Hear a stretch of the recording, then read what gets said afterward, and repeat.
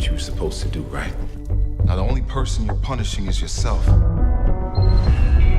Frank Castle? I got something I need to show you. I still have the video files. The U.S. military turned you into a hitman, Frank. I'm looking for Frank Castle. The Punisher? I think you know about my case.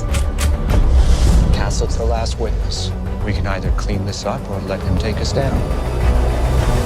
Season 1 of The Punisher is about that Frank Castle has finished being the Punisher. He has avenged his family's deaths. He is now a construction worker. He has a low-key life. Everything seems to be for Frank Castle's life okay, and so be okay. But when he finds out that there's a little bit more about his family's death than he made before, due to that the same people that were in his life when this other guy's life named David, who is a computer hacker. And so when Frank finds out, Frank whips back into Punisher shape. I won't lie to you, after watching the first 3 episodes, I was pumped. I thought I was going to see a good show, a good season. But the problem of it was simply this. After like episode 3, the show just stops so hot. It becomes very uninteresting. Just becomes this boring thing dealing with the, like, it's one of those things where I kind of have to always ask myself, am I watching a Punisher show? I mean, the character's named Frank Castle, and the experiencing, and occasionally mention he's the Punisher and stuff like that, but it just doesn't feel like a Punisher show. And again, there's a lot of character development. I'm all up for character development. For me, the most important thing about anything is letting me care about the characters. And the thing is about this is it just doesn't feel like a Punisher show from episode 4 to like episode 8. Like episode 9 makes it feel like a Punisher show again because of this. For a good chunk of this show, the Punisher doesn't really punish any people. He doesn't punish any thugs, murderers, rapers, kidnappers, even carjackers. He doesn't do anything. And I'm like, in Daredevil, he was cool, and he let the, he was an awesome character and all that kind of stuff. And he's an awesome character in this. But it's just, there's certain things for the Punisher that you want to happen like once every 2 episodes, and it just makes me just thinking about like, he ain't killing anyone. And that's like, you know what?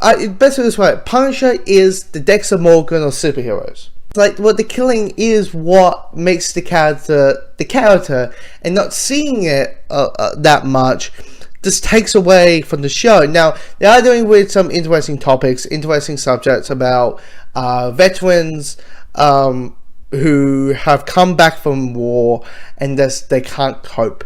They just can't whip themselves back to reality because of all the horror stuff, and they can't beat themselves. Like, they have changed people.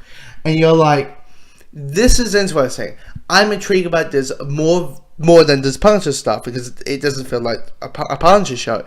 I really like this character named Lucas, and he's a guy who's like very angsty. He's like he's waking up and he's like pointing his gun, shooting accidentally, and he knows his whites, and he's trying to make America great again, and stuff like that. And he's just, it's a way you feel like, there's other ways, but you always feel sorry for him, where like the woe he goes through. But back to the Punisher stuff. The villains of, there's one villain, but there's a villain in this that feels very much-trolley for me. He's the guy in the trailer who has like one blind eye. That just felt really much-trolley. I was like, dude, can you not be so cartoony, please? I know you're a Marvel movie, I know you're in a comic book thing, but dude, really, this is Netflix. Netflix is not comic booky. It is grounded in reality. Yes, we have Daredevil and Luke Cage and all that, and Defenders, but it is a grounded show. And the moment you have this guy who like is very much Charlie, it doesn't work at all. Here's the thing: I complaining about the show doesn't feel like a Punisher show. I will say this: episode 9 to the end of the season, I was like, this is what I'm talking about. This feels like a Punisher show that has a great action scenes that make you go, oh, when it comes to the action, it is brutal. It is some brutal action and brutal violence. I mean, there's a scene at the final episode that made me go like, because Punisher does not give two fucks about just shoot someone in the head. No, I'm not going to shoot you in the head. I'm going to shove the bullet way up your ass. That's basically what the Punisher is. So, yeah, if you're a person who's a big fan of the Punisher from the comics and like many of the Punisher Max stuff and things like that, yeah, episodes, I think around 9 to 13 is like when you'll be like, finally feels like a Punisher show again. And that's when it became gripping. And, I wasn't even like, does he even wear the star? Like, he doesn't wear the star until like episode 9. It got me, it got me a little bit like, come on, I got a little bit impatient. But yeah, I mean, I think this is the weakest show that Marvel and Netflix has made. But yeah, it can always improve on the stuff. I mean, Frank is now the Punisher again, so yeah, just, when it came to it just for me went a bit like meh. I need to find these bastards and I gotta kill them.